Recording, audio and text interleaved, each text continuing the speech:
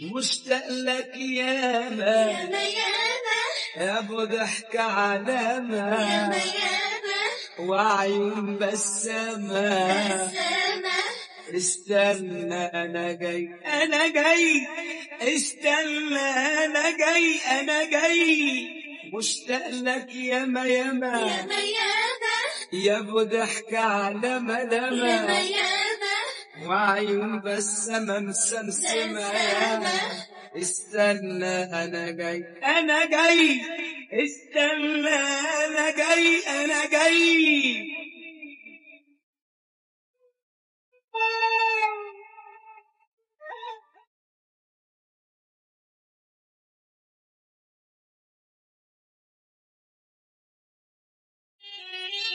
من غير مراسيلك مراسيلك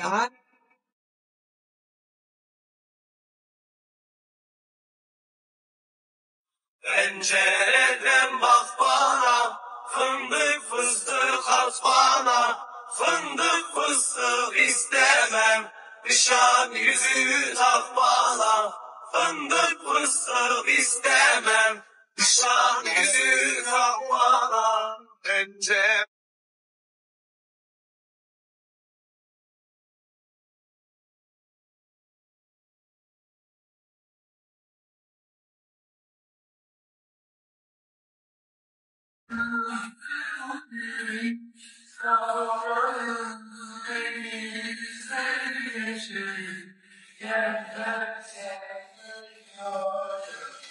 Evde ilk defa ütülenmiş hazır bir şey yerleştiriyorum. Ben şok.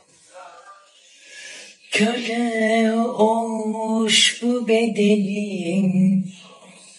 Ellerine sağlık. Cidden güzel ütülemiş. Tabii konfeksiyon makinesiyle basmış buhara canı çıkmış ama hepsi pırıl pırıl olmuş. Ellerine sağlık. Tırırırı. Yeterince düşmanım var benim, sen bana yoldaş ol. Yeterince pişmanlığım var benim, sen benim içim ol. Akışına bırak. Ey gidi Kadir, sen çarşıya çıktın mı krem temizleyici sarı bez sünger kova alırdın. Şimdi highlighter, far, rimel. Anamın ağlayacağı günler çok yakında. Neyse canım artık. Bu da bu işin raconu mu diyorlar, ne diyorlar bilmiyorum ama.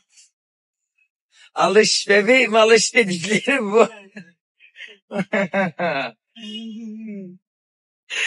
Gamze'ye dedim ki bak bu aldıklarımızın hepsini sen sadece benimle buluşacağın zaman kullan. Sadece bize geleceğin zaman kullan. Diğer günlerde güllü vazelin en güzeli. Işıl ışıl ediyor bak gördün. Aa bir şey diyeceğim gördün mü? Güllü vazelin dedim nasıl yüzün parlak.